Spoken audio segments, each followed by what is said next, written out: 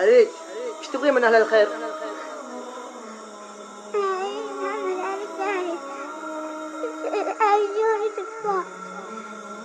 لا، ايش فيك انتي؟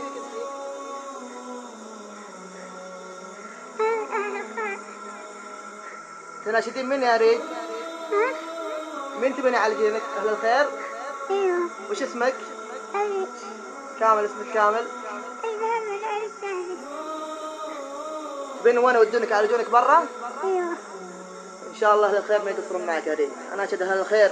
قصة الطفلة أريج اللي نبيكم تعرفوها، قلتها بأبيات شعر يا أهل الخير انشروها. بنتنا ما به علاج في بلدنا يحتويها، أسعفوها يا جماعة أسعفوها سفروها. ليدوا له خارجية الدواء فيها توفر، تكفوا بالله يا أهل المعروف لا تتركوها. بنتنا والله أعياها المرض وأهلك جسادها، خافوا والله يا أهل الأموال هبوا عالجوها. وصلوا أبيات شعر الكل تاجر في بلدنا، الكل من بيده يساعد يا جماعة. وصلوها للمقام السامي وسلمان عضده، من بعد ربي ورحمته الوسيعة يرحموها. النداء واضح صريح للملك وولي عهده، يا عسى صرخة أريج الغالية إن يسمعوها. بنتنا يا كم تعاني من سنين في مرضها، أمها عانت وعان أحبابها وعان أبوها.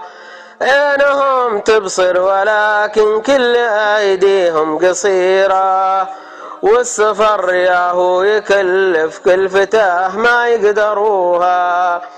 عجلوا في البنت تذبل والتهاوى من مرضها، كان به نجده دخيل الله تكفوا عجلوها.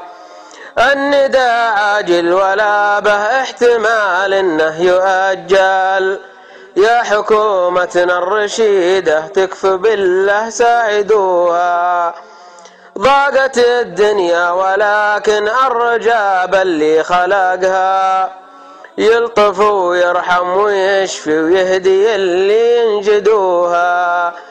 قادر جل جلاله كان يزين المال يهدي، ويسمعوا صرخة أريج وللعلاج يطلعوها.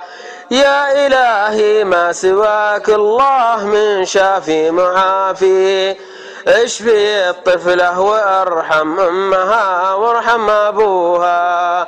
اشفي الطفلة وارحم أمها وارحم أبوها. سلامتكم.